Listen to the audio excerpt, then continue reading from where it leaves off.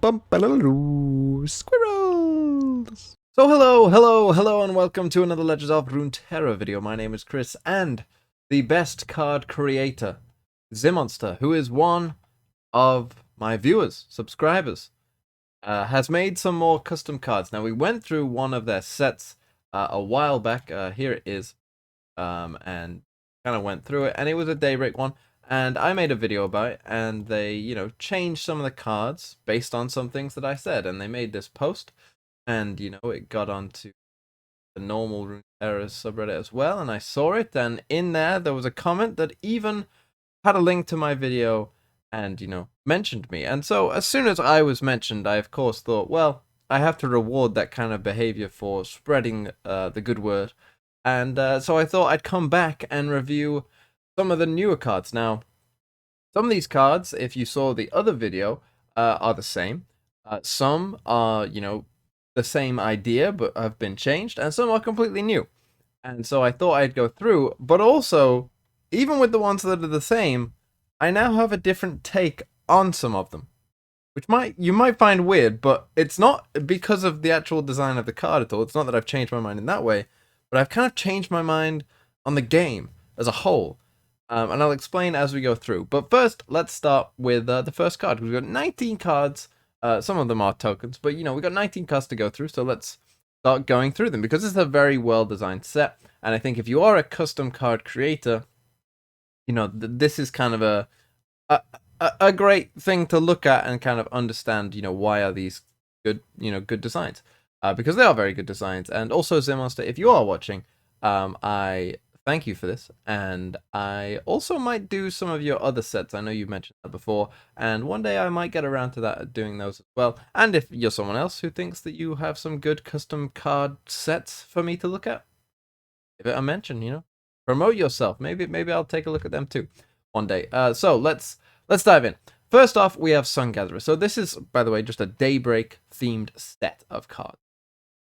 That's what we're looking at today. A Daybreak themed set. So we start with Sun Gatherer, which is a 1 mana 2/1 spell shield. When you activate a Daybreak effect, grant me 1 health. This I kind of like. This feels very fitting. It feels very Targon, which I think is a very important thing as well. And it works. It's just a solid 1-drop that works. Everything about it. Daybreak units tend to have, kind of higher health than they do attack. And yeah, this seems like a pretty decent card. You got to think that with the spell shield, this will pretty quickly become like a 2/3, 2/4 for a 1 mana card. Pretty good. It's a solid 1-drop.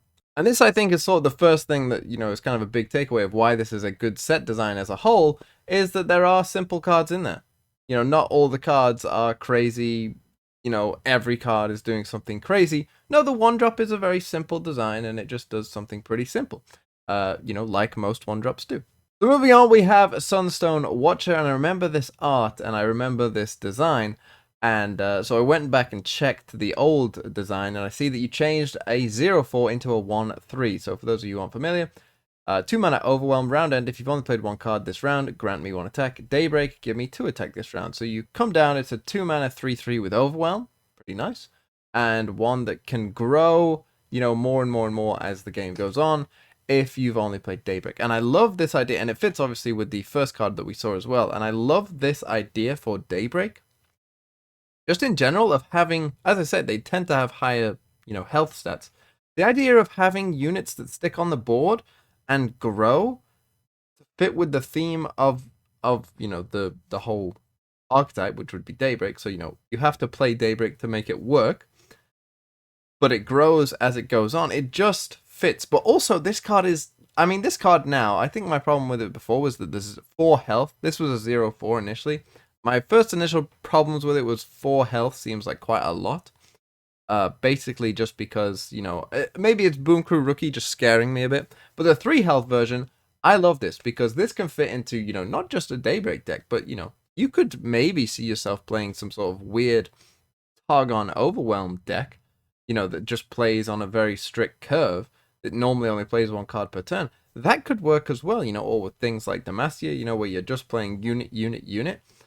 that could work as well. And I think that that's a very interesting design in general, that this is flexible, but also synergizes so perfectly. And now that I think it's a 1-3 instead, I think it's definitely a better design. It just fits everything, really. This now feels like just like a perfect card for this kind of archetype. And so we'll move on. Sun Servant, one of the few cards that hasn't changed from my last time, so I'll quickly go over this one. 2 mana 2/2 support, activate my supported allied Daybreak effect. I said I really like this idea in general, just as kind of a general idea for a card. I thought it was really cool, and I still do. However, as I was mentioning before, I have changed my mind on some of these cards that have stayed the same, but not because of the design, but because of what's happened in the game. And what's happened in the game since I last did this and looked at these cards is a major power creep from Bandle C. So I'm not sure that this card anymore would be good enough, because I think that at this point in time, they could go back and undo a lot of nerfs that they did because of the strength of Bandle C. Things like War Chefs come to mind like very prominently, that War Chefs would be fine right now as a 2 mana 2/3. That they could just revert War Chefs and it would be fine, because all the Bandle City cards are that power level anyway. They're already on all that power level, all those Bandle City cards are, so it wouldn't really matter. And I think that actually that would have been a better way of doing things rather than nerfing a lot of things that they have. I think that that would have just been a better thing if they just went and undid a bunch of nerfs. Not every single one that they've ever done, but they probably could have undone a lot to bring the general power level of other regions up to Bandle C. And so I do wonder, I do think that something like Sun Servant could be a 2/3, is kind of my point nowadays. Although, how are you to know that? How are any of us to know that Bandle City would come out with just a massive amount of power creep? We couldn't have, right? So that would be my only note for this card. Still love the design, but yeah, the game is just a different game right now. We move on to two halves of the same circle. This is another one that I think stayed the same, but I think that this one is, more fine in general. I think spells are, probably more in line than perhaps the units. So, two halves of the same circle looks pretty good. Still looks good. 2 mana burst speed spell, draw 1 for this round. Your Daybreak cards on Nightfall instead.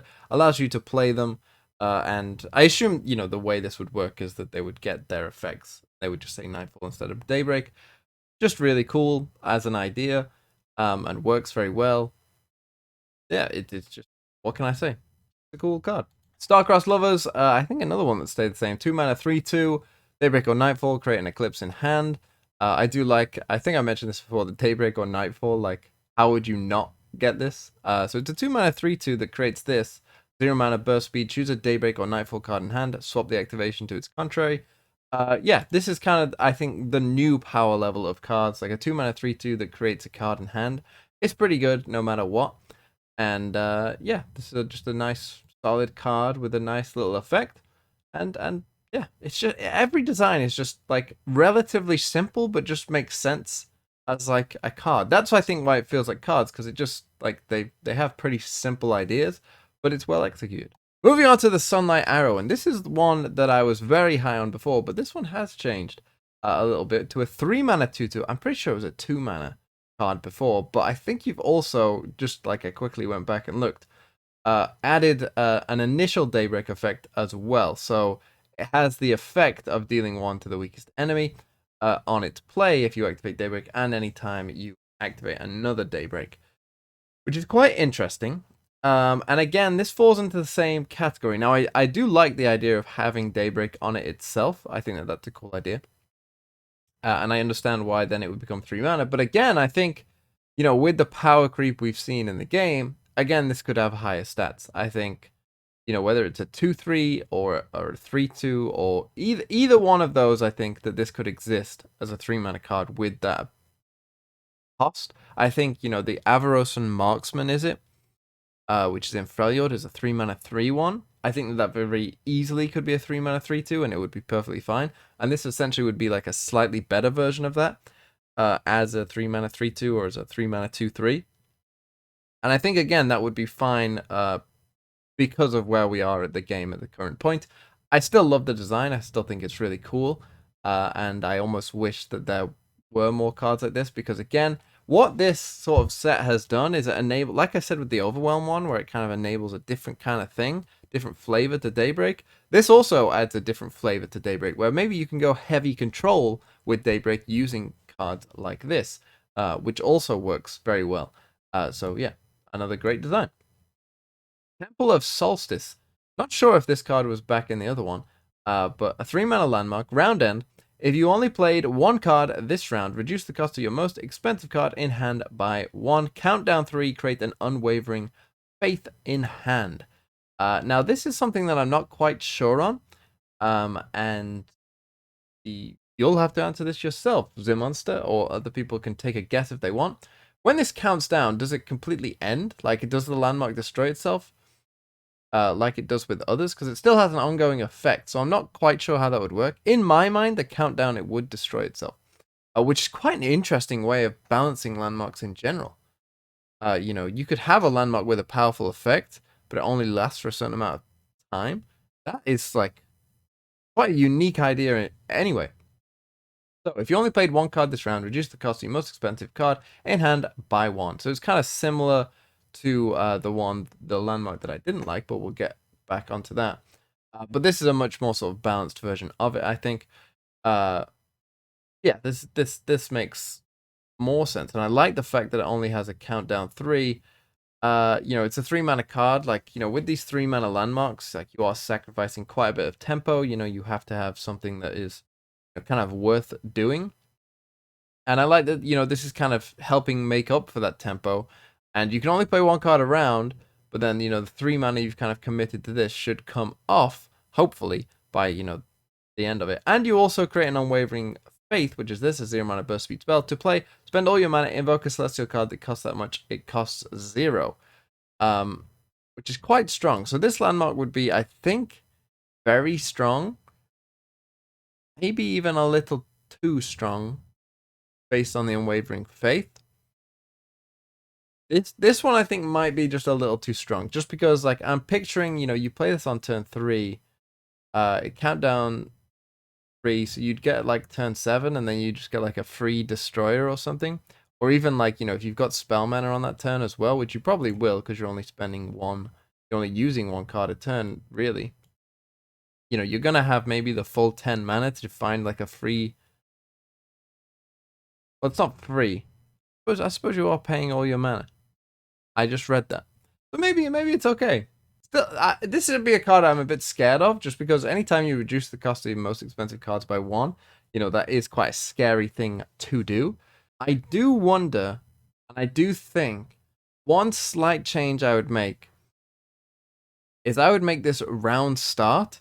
If you only played one card last round, reduce the card of your most expensive card in hand by 1. The reason I would do that is so that the landmark itself doesn't count itself. I think that is the change that I would make. Just so that on turn 3 it doesn't do it, right? It'll do it for turns 4, 5, and 6, but not the actual landmark turn itself. So I feel like that might be a bit... like, it's a way of just, like, tweaking it slightly to make it slightly worse. So that's probably what I'd do. I don't think the round end and round start thing has a difference otherwise. But other than that, cool card. Moving on to Solari Dawnbringer. I'm pretty sure that this one stayed the same. 3 mana, 3/4. Whenever someone create a Dawn Petal Glow in hand. This one's funny because if you go in the comments of this post, there's people like saying that this card isn't good, which is absolutely crazy to me. And here's the Dawn Petal Glow, a 1 mana burst speed. It's day again. Those words are just, like, really cool. The next Daybreak unit you play this round costs 1 less. So, you know, it's day again. It makes it day. And you also get to play a Daybreak unit for basically, you know, the same amount of mana, which is really nice. But you can also use spell mana to, you know, play a unit, which is also cool. Like, yeah, there was some people in the comments, like, saying that this isn't a good card, and that is just, like, absolutely insane, because as Vanguard Sergeant will tell you, going from a 3 mana 3/3 to a 3 mana 3/4 takes you from, like, a mediocre, kind of unplayable 3-drop, like Vanguard Sergeant was, to one of, if not the best 3-drop in the game, like, you know, like that. Like, literally, straight away, like, done. Because a 3 mana 3/4 can block all the 3 mana 3/3s, and there's a lot of them in the game, and so it just gives you complete control of the board, and so any 3 mana 3/4 with an ability is really good. And so, yeah, that's what Solari Dawnbringer would be, and it's a cool design. Okay, Rahul Alta. Now, this is the one that I had problems with before because basically, if you hadn't seen the other video, it was basically the Veiled Temple, but opposite.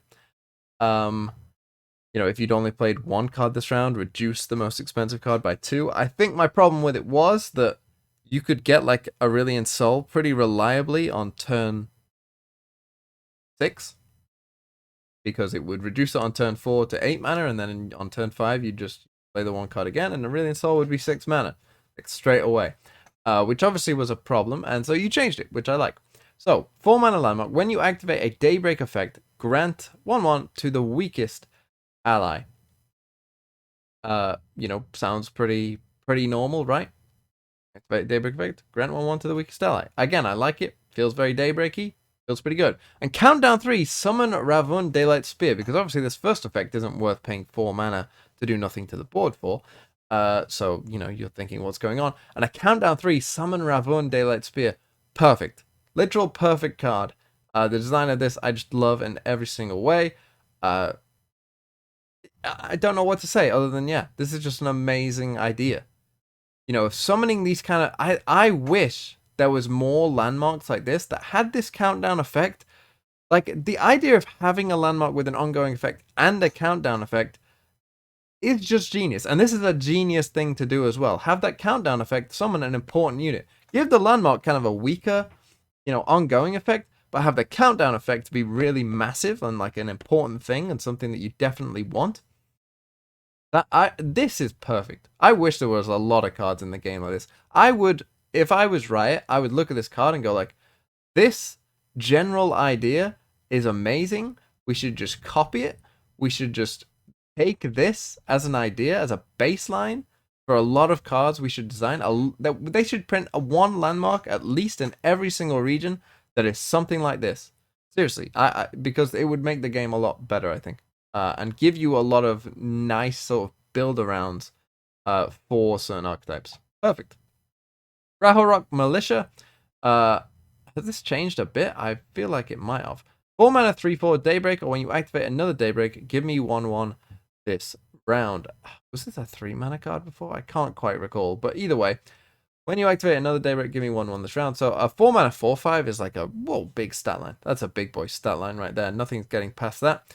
And the fact that, you know, you can consistently kind of make it a 4 mana 4/5 is quite cool in a way. You know, the way that it will just like keep growing each round. It's kind of very fitting again into that Daybreak thing of like, we're weak if you open attack. But if you don't open attack, we're going to get stronger. It fits the theme very, very well, right? Because that's kind of what Daybreak is. You know, where I'm going to punish you if you develop, because a lot of my things are slow speed. You know, that's a very Daybreak thing. And so Rahul Militia kind of fits that perfectly, right? We're going to get stronger if you develop. We're a bit weaker if you open attack. Perfect again. And yeah, just a really neat design. Condensed Sunlight. Now, I remember this art, and I remember feeling that was one of the cards that I was a bit unsure of, and I think you've changed it, because I don't remember being Focus Speed. So, Focus Speed, 4 mana. Activate an ally's Daybreak effect and give it 2/2 this round. So, kind of cool and interesting, right? Like, you don't see many Focus Speed combat tricks like that aren't like generated things. You know, not many that are sort of main deckable at least. But obviously, this is kind of like for the ally's Daybreak effect as well. So, you know, you could get, and that's kind of the bigger deal of the card. And that's why I kind of like this being Focus Speed, is that the added 2/2 is kind of just like an extra bonus. But, you know, you'll probably use this on a Solari Priestess or a Ravun, you know, something that will give you a card. It's probably the best thing to use Daybreak on. Maybe an Eclipse Dragon, even.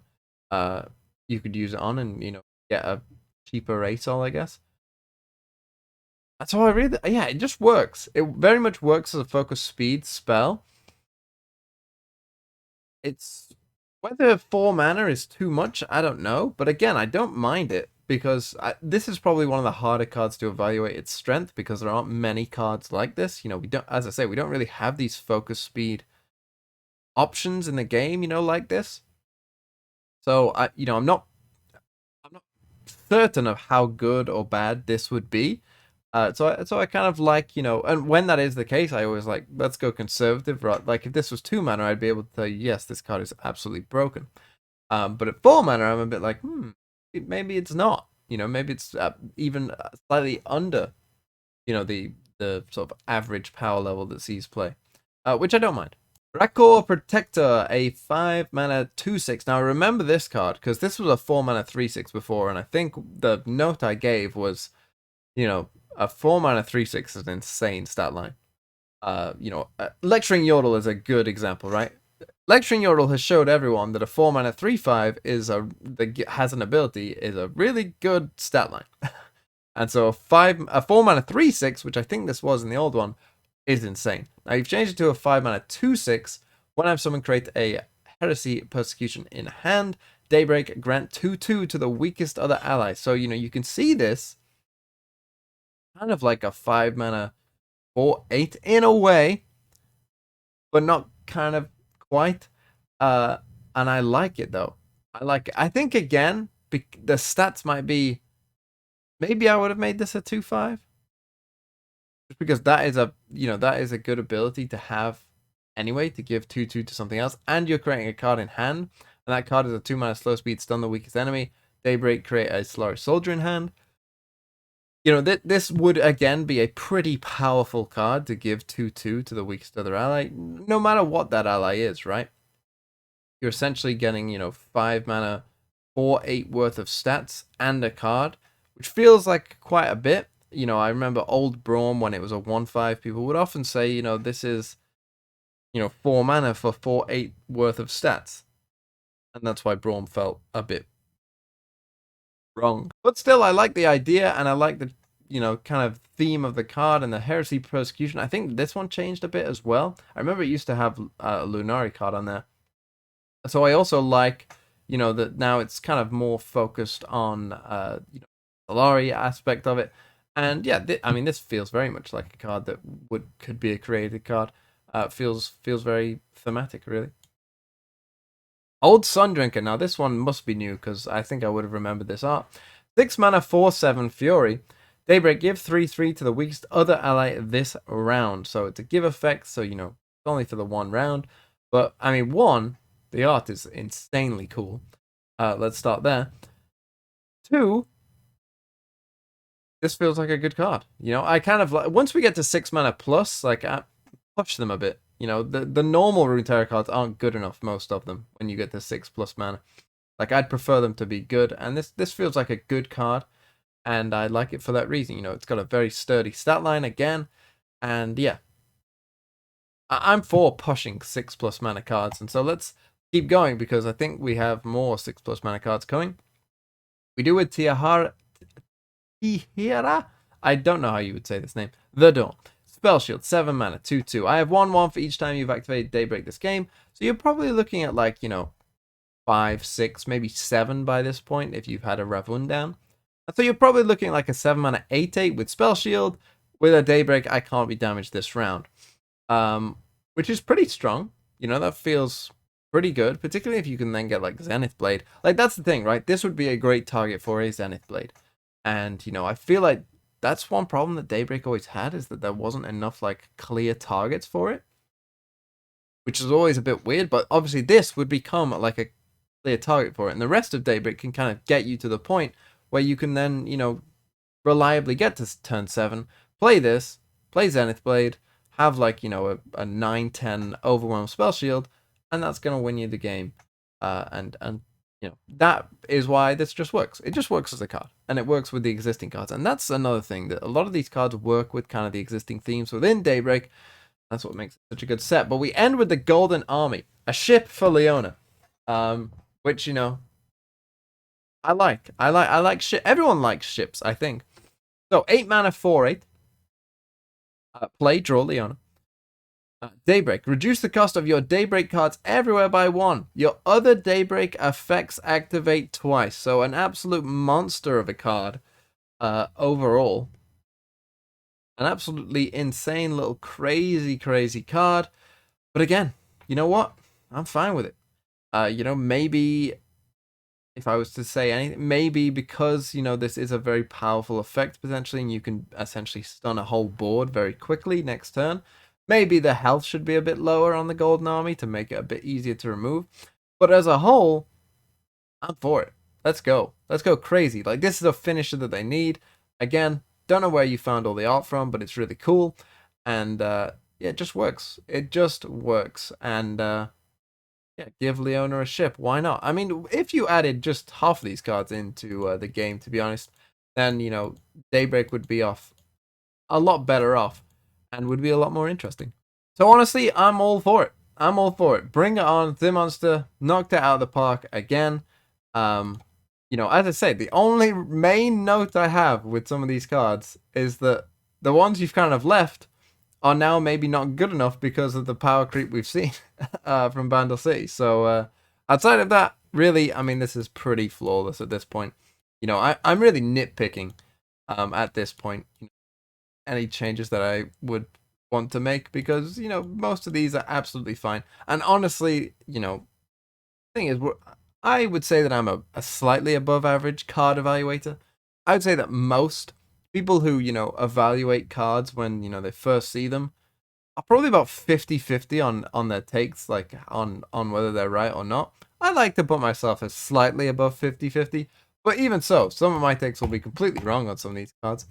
And yeah, so take that from what you will, but I do think that a lot of these cards are very well designed, and, you know, power level be damned, they're cool at the very least, and they would make Daybreak a lot more interesting to play, and I'm sure we can all agree about that. So with that said, thank you so much for watching, and thank you Zimonster for, you know, the content, basically, and the free plug.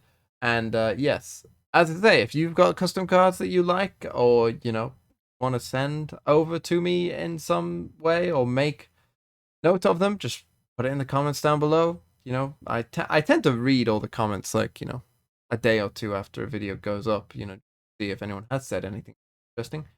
But with that said, thank you so much for watching. Have a really nice day.